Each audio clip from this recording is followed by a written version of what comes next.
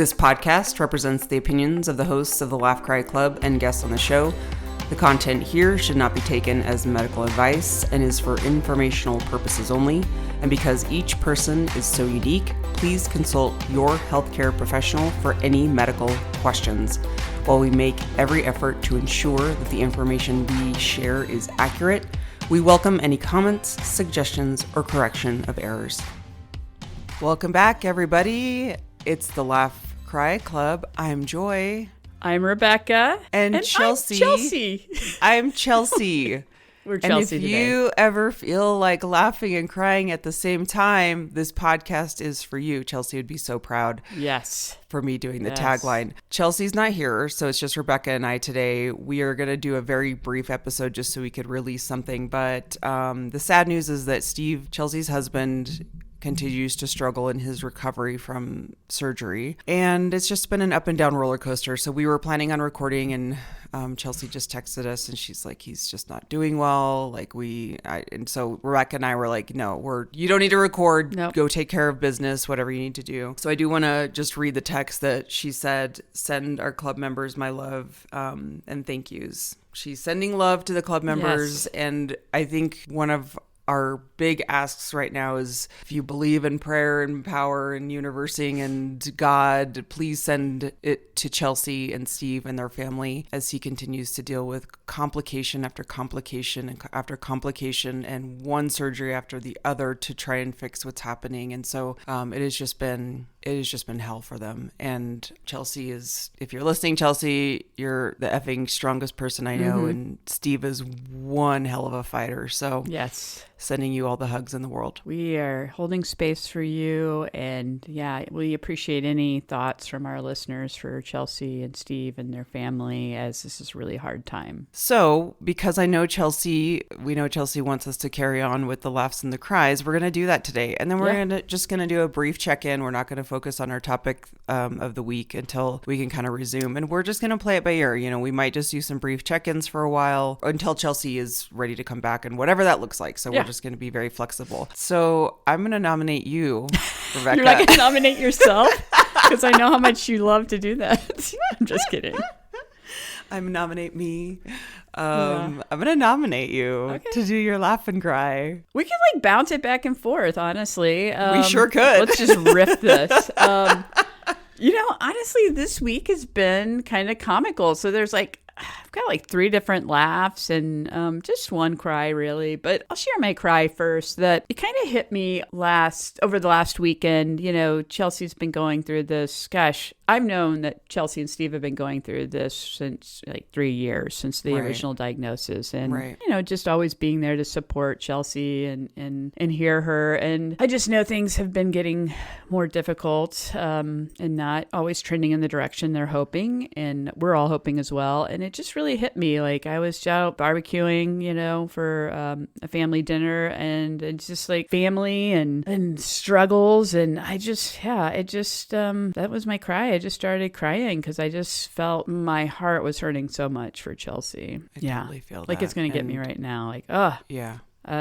Chelsea, I love you. Always here for you. I completely feel you in that. It's been on my mind constantly, and it really brings life to just this granular level where you are so hyper-focused on what really matters. So I've just been thinking about her so much, and she really is such a light to where she I know she can handle it, but this, I hate this for them. I hate that this is happening to them. I hate this is happening to their family. I hate this is happening to their kids. I hate, everyone that loves them. But it really does just kind of pull your focus into really what matters. My heart's with you, Chelsea. I know you're going to be listening. I'm going to move into a few laughs because we always kind of have the ups when we have the downs. That's how life works. That's why it's called the Laugh Cry Club. That's how it happens. We do the laughs and we do the cries. Yeah. So I'll share this one first, and then I'll pop it over to you, and then maybe I'll tell my others too. But I have an affection for all of my Catholic friends, and actually anybody that's Catholic. I really love studying about religion. It's so interesting. I love that about you, and I love that just so you guys know, Rebecca and I have we send whatever TikToks back and forth, like we send like the funny TikToks back and forth on Instagram or whatever, the reels. And you you often send me things Catholic that are related ones. to Catholicism because I was raised Catholic. And I mean, they are so funny. Well, I'm so excited that I have somebody else to put in my little Catholic pocket bubble. that I have. Because I have so many friends that are, and I just, I've been to the Catholic Church quite often. I've never been there for any type of religious service. But yeah, I don't know. It's just some type of affection. And I just love learning about people's different religions and spirituality. So we were talking about, Pope Francis and dying. And that, like, I'm not a Catholic, but Pope Francis seemed like a really cool dude. And I really liked what he did for immigrants and like some of the things he called out for the LGBTQ plus community, which that's the first. So that's pretty amazing. Now he's died and there's a conclave. And so I don't know if anybody's watched the movie. We watched it probably a couple of months ago, and I kind of like that history type, like how things works. And so I'm like, oh, I know how this is going to work now, right? And they're talking about it on the news. So we're talking about it, and I'm like, yeah, there's going to be a conclave. And Robin's like, yeah. She's like, I wonder if it's kind of like they could also make it like Big Brother and film it. She's like, I really want to know what's going on behind the closed doors. And so anybody that remembers Big Brother, it still happens. Yes. It's all cameras everywhere. The house guests are doing these type of competitions, right? I actually know someone who was on that show. What? Yeah, when we were in the CrossFit world, Christmas Abbott. Oh, you don't know who she is? Wait, maybe that sounds familiar. Christmas? Yeah. Oh, wait, was it Christmas? Yeah, she was on Big Brother. Okay, Yeah, she was on- cool. I'm trying to think because and she married some guy that was on the show too. Anyway. But I've yeah, never it's like watched all the show, cameras, though. right? You've Like, never watched it? Is it really good? I'm sure because I'm Joy. such a reality person, like I like it, right? I know, isn't that disappointing silly? my reality I'm so heart. sorry. I don't know why I haven't gotten into that one yet. It's probably really good, yeah. Well, I don't watch it anymore. I used to watch it like, gosh, it's been going for like 15, Forever. 20 years, right? Yeah. Like I used to watch it religiously all the time. But yeah, so competitions, a lot of you probably know. And then back in the day, they started this thing called Big Brother After Dark, which was, when you're supposed to be sleeping, what's really happening in the Big Brother house. Like people are conspiring against each other and all this stuff. And so, Robin's like, yeah, maybe it's I think there should be cameras in there and maybe it should be like Big Brother because I want to see the action. Like, how are they let us in on it. coming to this? And then I'm like, oh, yeah. Could you imagine Big Brother After Dark for the conclave? Because, if you watch the movie, some things happen after dark too. Like, so we were kind of laughing about it becoming like a reality TV show because we like reality TV. Well, it's kind of like, okay, let's put a spin on it and do, oh my gosh, what's the Traitors? Like, have you seen Yes, the I have Traitors not yet? seen it. That's on my list. I want to, but this probably sounds totally in line. I mean, let's combine that because the Traitors is in this like amazing Scottish castle. I mean, Alan Cummings is like the host. Yeah. I see it. They all have like It could hoods happen. on. They've got the clocks. Yeah. I think I nobody don't steal think- our idea. Yeah, I don't think they all get along either when they're making, because, No. when the movies seem like, no, some people really want to be Pope, and it's kind of disappointing when nobody's voting for you. Exactly. That was one of my laughs That's this some week. real life drama right there. I agree, man. I would love to know, like, peek behind the curtain, what's actually happening behind those closed doors. Man, it's kind of like that with, like, again, whoever's listening, this is not a dig at all. I just truly am curious, like, what happens inside the Mormon temples? Like, Yeah. Because, like, it's no one's so allowed in there. secretive, right? Only... And it makes it very much like you want to know, like it's so secretive. It's kind of like it's the like secret clubs. What's going on? I have massive palace intrigue. That's one thing about me is I have such palace intrigue. I am like, what is going? I want details. I want the you know me. I want the hot goss. You want that? So you would love like a live like stream of like the royal family in Buckingham Palace. 1,000%. You want to know what goes on behind closed doors. What are we not seeing? What do they talk about? Like when they're not doing like, because it's bad. I'm sure they have argument. I mean, they're a family, right? So they do everything we do. Of course, but it's almost like because they have that prestige. Yeah. and the history and the lineage. It's like, oh yeah, you just want to see what's happening. Yeah. And like, do they really just wake up and have like breakfast served to them? Like, what is that life like to where like you never have to make your own cup of tea? Somebody draws your shades for you. Yeah. You don't even have to set an alarm. No. Oh gosh, no. And They don't even have a phone by their bed, I'm sure. Absolutely not. This is amazing. Yeah. They just rely on their body clock to wake them up. Or yeah, it's like whenever somebody says, we're putting your curtains open, it's time to get up. And here's your tea and your crumpets and whatever else you're eating for breakfast. I also have that for the White House because Michelle Obama's book where she talked about when they left the White House after 8 years and she made her own toast. She was like, it was so weird to like make my own food. I'm like, what? They make your toast for you? Oh, yeah. She's like, they will, like, anytime you would try to make your own food, they were like, no, we're doing it for you. So I remember in her book, she was like sitting in her kitchen making toast and she was like, this is so weird. There's no one around me to like try to help me. I don't know if I could handle that. I think I could get used to that. I don't like to cook, so I'm like, please, you're like, bring me food. Well, and yeah, snacks. okay, I get that, but like these little tasks, like I can make myself some toast. Sure, yeah. But they're probably making perfect toast because I know, you I was ever just make gonna toast say. and then you're like doing something else. And you're like, mother, like I just Like for you just me, accidentally burnt it. It doesn't toast it enough, so then I pop it down again, and then I'm and then like, you forget. It's very delicate. Burnt. Yeah, it's such a pain in my ass. that would never happen at the Royals. Oh yeah, probably not. So I mean, that was a long tangent from the yeah. conclave, What do you got? Okay, so one of my laugh cries this week was a laugh cry. It was a laugh cry moment. So we have a Tesla. I love that you're actually admitting that. Yeah. Well, let me preface. There's a story to it. Okay, we have a Tesla. My husband is and myself, but he kind of deals with all the car stuff in our relationship, so I don't really get into that. Like, I know that sounds weird, but like that's how we deal with our finances. Is like he deals with all the car stuff. So he always gets the cars, picks the cars out, whatever. We've had a Tesla for years, probably for 6, maybe going on 7 years. We've had a version of a Tesla. At one point, we had 2 Teslas. Like, he loves new toys. He loves all the new technology. So whenever like a new and he wants electric cars. Like, he thinks electric cars are the way to go.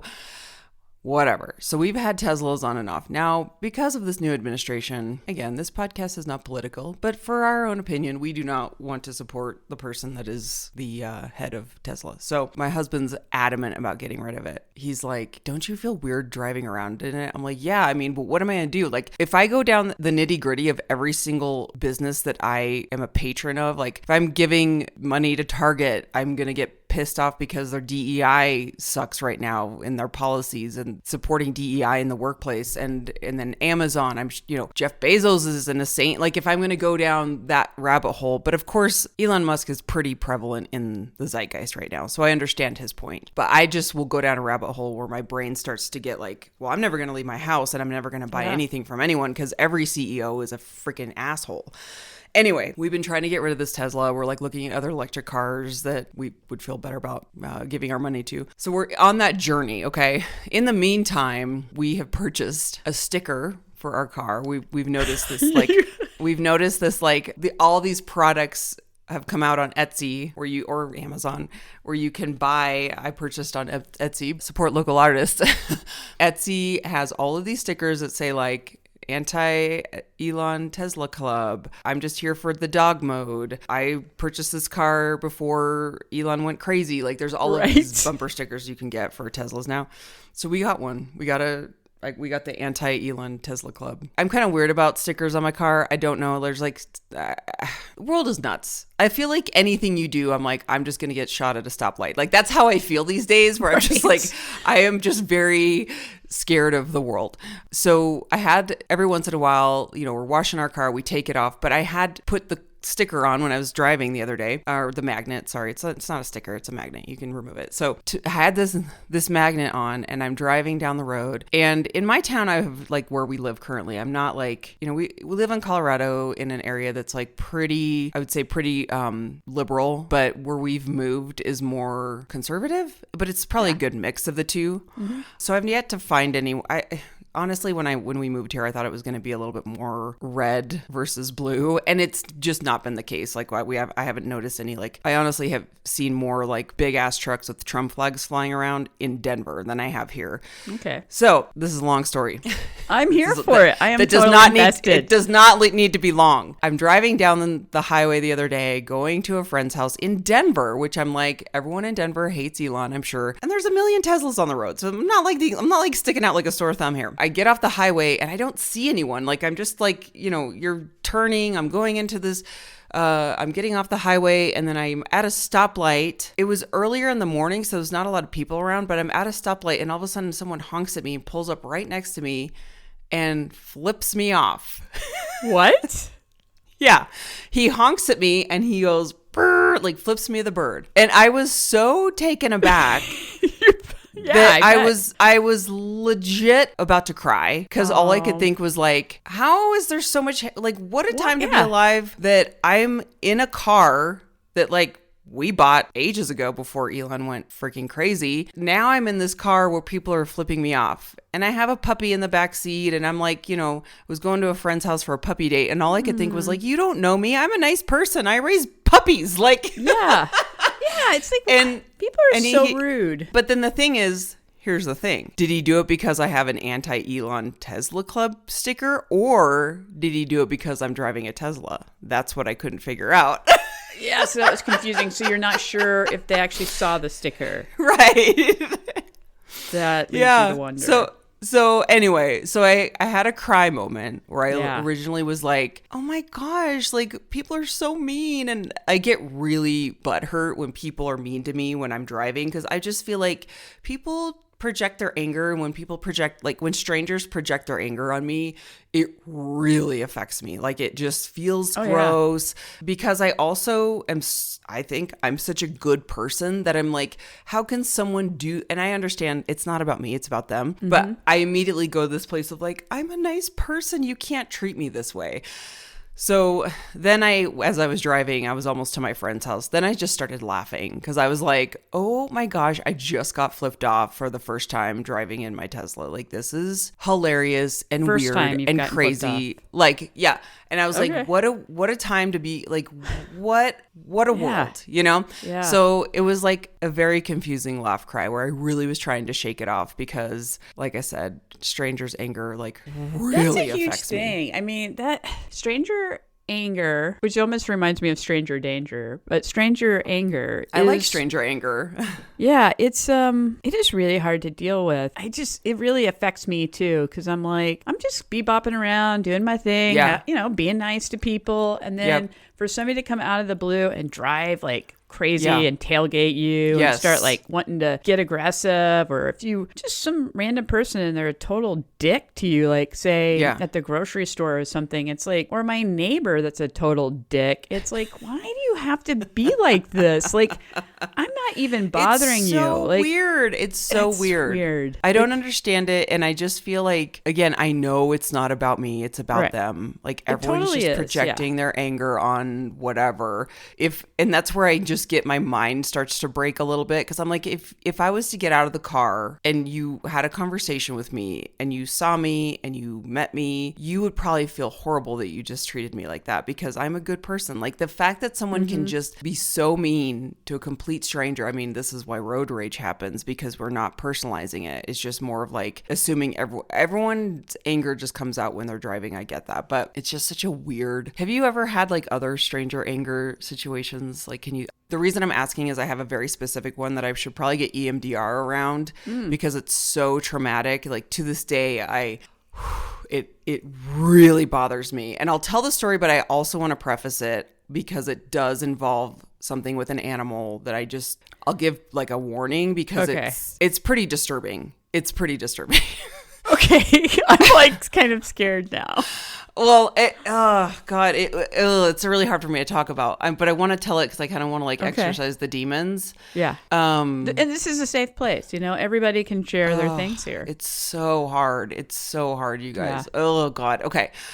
So if you're really sensitive to like, let me start telling it, and then I'll kind of give people the heads up if they want to like turn it off. When I was working at Kaiser, this was ages ago, one of my clinicians, I was like working in an outpatient therapy office, and one of my clinicians, we would always go out on walks, and my office was kind of near one of the exit doors. One day, we're always going on walks in and out, saying hi, dropping by my office, because everyone kind of like would pass by my office to go out, in and out. One of my clinicians was getting back from his walk, and he looked at me and he's like, I found a stray dog. Can you sit outside? Because I have a client. Can you sit outside with this dog? I'm trying to get a hold of the person. I think we got a hold of them, and try to call them, whatever. So I went outside and I was holding onto this dog. I had a dog with me in my office. So I got a leash, took the leash and sat outside with this dog. And I was trying to get a hold of the owner.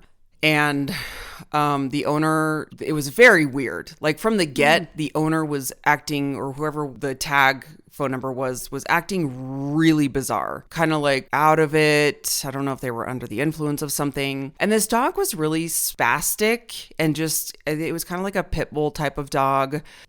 Ugh, I hate this story. And so I was sitting with this dog, and it was kind of aloof. It didn't really like interact with me much. Yeah. It wasn't like a people dog. So they pull up, and by this time a few therapists had come outside because they saw me out there, and they're like, oh, do you need help? The person who claimed to like own this dog, my heart rate's like getting high just talking about this, pulls up, and this is where people can like turn off for like maybe a minute. And she's like, oh man, this dog, da, da, da. And it was clear the dog was afraid of this person. So I'm like, so I, out of habit, because I do this with my dogs, is I unclip the leash and I like let them go in the car. And I just, out of habit, my dogs know when you unclip the leash, they go in the car. For whatever reason, just automatic, that I thought the dog was going to do that. Yeah, of course. So again, trigger warning for about a minute. So I do that. I let the dog go, and he slips out of my hand, runs away, and we are on a very busy road. And he runs the other way, away from this family, into traffic. The lady rips, and I didn't see what happened, but I was covering my eyes, and I was like, oh my God, oh my God, oh my God. Like just freaking out, because I had just let this dog go, and he just booked it across into incoming traffic. Yeah. And I had heard something. I know he got hit. I don't know the outcome, but I heard commotion, and I heard him get hit. And the lady just laid into me. And this lady was like rough. And she looked at me and she's like, I can't believe you did that. And then she just started insulting my looks, because I had blue glasses on. You and your stupid blue glasses. I can't believe you did that. What do you think you are? Like just laying into me. I just sat there like blindsided. I was deer in headlights. She just continued to berate me. And the therapists were like, hey, it wasn't her fault. Like she was trying to help. And in my brain, I'm thinking, this dog just wanted to get the F away from you guys. Yeah, it seemed, obvious. So I was like, I am so sorry. I am so sorry. Then I don't know what happened, because I just went inside and I just started bawling, like bawling my eyes out, because I was like, I just killed a dog. I mean, I don't know what happened to him. Honestly, best case scenario is like, I think people did stop and like probably got him help. Yeah. Like that's what I have to tell myself in my mind, is like, he didn't just like die in the street. But to this day, that is something that like replays as like a trauma response, where if I think about it, I'm like, oh, I can't do that. I can't do it. But I know that like I didn't do anything out of like malintent, honestly, out of like muscle memory, just was doing what I usually do with my dogs because they behave. But I just wasn't thinking that this dog was like not trained like my dogs. I'm thinking even if you had my dogs, which are not trained in that way, if I'm there and there's the car doors open and because you're right there at the door and you unleash them, mine would get in there. They're not going to run off. Yeah. I mean, like weird thing, he bolted away from this family. Like he just bolted. And it was interesting to me because I'm like, okay, well, he went to this therapist of my colleague enough to like sit outside where I could leash. He wasn't running away from me. Anyway, you guys get the story, but it wasn't my fault. But I felt horrible because I just, those things where it's like slow motion, where I like was unclipping and then all of a sudden I'm trying to get him in the car and then he just bolts the other way. It was like a split second of like, I thought they were going to grab his collar. I thought that, all of these things where it's like, oh, I thought this is how it was going to go. Right. And then he just slipped through our fingers. And I, to this day, can like see that woman in my face of like, and the stupid comment about me and my stupid blue glasses where I was like, oh, this is the type of person I'm dealing with. Like, you're just going to sit and insult like how I look. And you're here at a therapist office that exactly. like, and now the other therapists are hopping in joy. That was the other irony where I was like, we're just trying to do a good deed and you just get like reamed for it. I think, gosh, it sounds like it was a weird thing from the beginning. Like even calling the person seemed kind of odd. Totally. And like the therapist even said to me, he's like, Joy, I am so sorry I put you in that position. And I didn't blame him. Like no one can control any of these situations. He's like, I'm so sorry. And we kind of like had a little joke afterwards. I mean, it was so traumatic. I think we were all kind of like, oh. Yeah. But he's like, I'm never going to interact with like a stray dog ever again. Like, I'm just going to call animal control and like, yeah, that's probably what we should, it's always like the hindsight situation, but like, man alive, you're trying to get this dog back to their family and doing a good deed. And I mean, I think that's a total accident situation.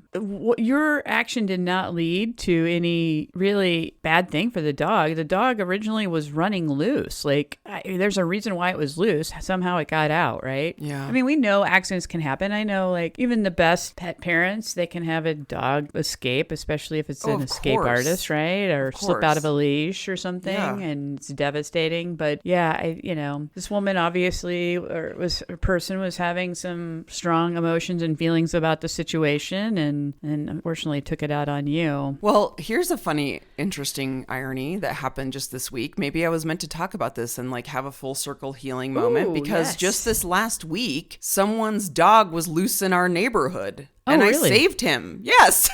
So you're redeemed. So I redeemed. Maybe, and I just put two and two together. I was like, oh my gosh, I just redeemed myself. Yep, because he was running, and it's so weird, Rebecca. It was like this divine intervention thing because I had just got done with my workout. It was like 6:30, 6:45 in the morning. I think it was like trash day. I don't know why I was outside. I'm never out front in my front yard, but I like took a look out the front door and I saw a dog running around with a cone on. And I just remember thinking like, why is this dog? And I remember thinking, I haven't seen this dog yet around this neighborhood with my neighbors. So I don't think it's my neighbor's dog. And the other weird thing is one of my neighbors that the house that he was running around was out and they weren't doing anything. So I was like, really? They were outside just letting a dog with a cone? Well, they were like, they were like getting in their car. So I don't think they like saw it like running around. So I was like, oh, that's weird. I literally in that 30 seconds picked up my phone, opened Facebook. Again, this is where I'm like, I think it was just a divine intervention of like making me do these things because I looked at my phone, opened Facebook, and my neighborhood page popped up with this dog's picture that said, my dog is lost. Literally, it said the timestamp was like a minute ago. Wow. And it said, he's been missing since last night. His name is Theo. He's very nice. If you see him, call. And I immediately responded to the post and said, he is at this address. I'll get him in my garage. And so I somehow called him over. Here's the other thing. He was not responding to his name, but I somehow got him to come into my garage and I was feeding him treats. And then she came over and she was bawling her eyes out. She's like, he's been missing since last night. We've been worried sick. And he had a cone on for like a leg issue that he had. So the poor thing was just bumping all over the place with this cone. Yeah. Oh, anyway. So I did redeem myself. Yeah. And she was very nice, right? So that was a healing moment. She was so sweet and she was just crying and you could tell she was so upset that she couldn't talk. So she didn't say much. She was just like, thank you so much. I'm so sorry. It's like so scary. I'm like, I'm a dog mom. I totally understand. Yeah. Did she live like in your neighborhood or another neighborhood? Yeah. Oh no, she must live 2 minutes away because she showed up right away. So she just must have been like down the street. But he was missing all night in a cone. I was like, how did this poor thing survive? I can't even imagine that. Can you imagine? Like I would be worried to death if one of my dogs went missing. Dear Lord. Yes. So I did redeem myself. Maybe I was just meant to talk about that healing moment today. I think you were, because you went through all the emotions, because I saw it on your face, and you were even verbalizing, like, this is really hard to talk about. Like, hard. You wanted to actually stop yourself from talking about it, and you did. And then you just came to this full circle moment where you realized maybe in some ways you healed that part of you too. Yeah. You lean into this new moment. Yeah, exactly. Because I'm like, I got to release that. Like, I think that's change what's really important for people to recognize. Like, some of this stuff, we were going to talk about trauma, so it's interesting that this came up too. I feel like Chelsea's kind of like our trauma expert personally. She totally is. Yeah. And so it'll be great when she's back and we can kind of do a deep dive into it. But this is, like, we are all experiencing things like this. We've had these bad things that happen to us. And a lot of times we want to stuff it and not talk about it because it's, nobody wants pain. We try to avoid it. But it is really important that, and I hope maybe even this moment shows how important it is sometimes to talk about it. Yep. And that then sometimes you can make new connections that you didn't even recognize. Yeah. And there was so much shame around it because of me just thinking, like, I am such a dog person that if I had something to do with a dog being hurt, like, that is just, my brain completely breaks if I think about that. But you're right. Like, if we're talking about trauma response, that's a perfect example of me bringing up a story where I feel it in my body. I can start feeling my chest getting tight. I can start feeling tears coming to my eyes. That's a trauma response where it's like, I'm feeling the moment as if it were just happening 5 seconds ago. Yeah, but we will definitely talk more about how we move through that. But it is recognizing, processing, healing, having healing moments, thinking about shame, being like, okay, it wasn't my fault. Like, instead of burying it and stuffing it, talking through it really is helpful. And even just like recognizing the full circle moment of like, oh my gosh, this week I saved a dog. Yeah. I think too, like, a lot of times trauma, when we think of it through a certain lens and even talk about it, like, with certain words.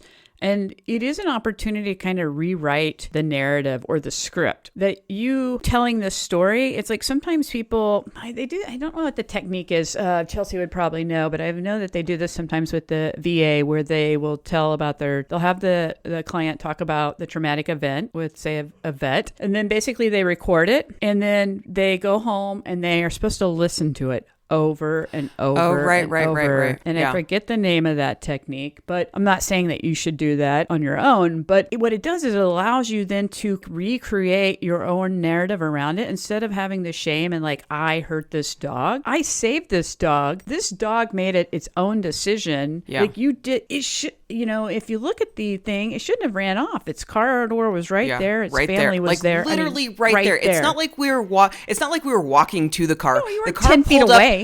It's the like, car boom. pulled up to the curb. Yeah, we were standing on the curb. Like the door was like an arm's length away from. I was holding the door. The dog bolted. You know what I mean? Like, the dog was like, out of here. You're right with like creating the narrative, and also it's very similar to exposure, where you continue to expose yourself to the thing that you're fearful of. Takes away the charge of it, takes away, because when we avoid things, it becomes scarier. I always talk about this in therapy with like people burying things or stuffing things in a closet. I say, if you stuff things in a closet and continue to just stuff, it becomes the big scary monster in the closet. Whereas if you keep it open, it's not that big of a deal. Like you keep looking at the monster in the closet and it's like, oh, he's still there. Okay, fine. Versus like, oh my God, it's this big scary thing in the closet. You just have to continue but the thing that's so hard is like facing those hard emotions. But look what just happened. I'm like my own person, of course. I'm not going to say everyone is like me. We're all our individual selves. But like the example of talking through something, and I'm okay. Like, I'm going to be okay. I'm talking through something hard. We can all do that. We can all tap into that. I will say, I'm going to tell everybody out there that Joy is okay right now. She's going to be okay. I watched her go through this and I saw all the signs that she was describing. And then she is definitely lighter now and smiling. Yeah, we're smiling. We're good. We're back. I'm back in my body. My body is regulated. I don't feel tightness anywhere. And I think the memory is always there. When we talk about these things, people often think, well, but how am I supposed to forget? You're never going to forget it, but it's more about processing through the emotions so that the emotions aren't like hijacking your system when you think about it. My dog Fritz is whining. You can cut this. Hey. Oh no, I want to hear Fritzy. Can you hear him? Yes. He wants out. Come here. Oh, Fritzy. Come here. I'm throwing banana at him right now because this dog likes banana. Well, maybe that means we should just wrap up because you know what? We've done our due diligence for today. And we've talked about some interesting stories. We've given big hugs to Chelsea. So we will continue to provide updates moving forward. For now, just please send them all the love in the world. And thank you for supporting our show. As a reminder, you can find us at Laugh Cry Club on Instagram. Email us laughcryclub@gmail.com for any questions you want to ask us or topics you want to hear about. We're just so grateful that you're here, and thank you for sending all the love to Chelsea. I know she would just so appreciate it. Yeah. Don't forget to send us your Laugh Cry videos too, and we will post them on our Instagram page. I want to know what makes everyone laugh and cry throughout the day. I do too. Like, I said palace intrigue. I am invested in other people's lives. We want a reality TV show of everybody's laughs and cries. We so do. Please We're going to entertain us. We are just dying to be entertained. So, all right, friends. We'll see you next week. Thank you so much. Bye. Bye. That's life, baby.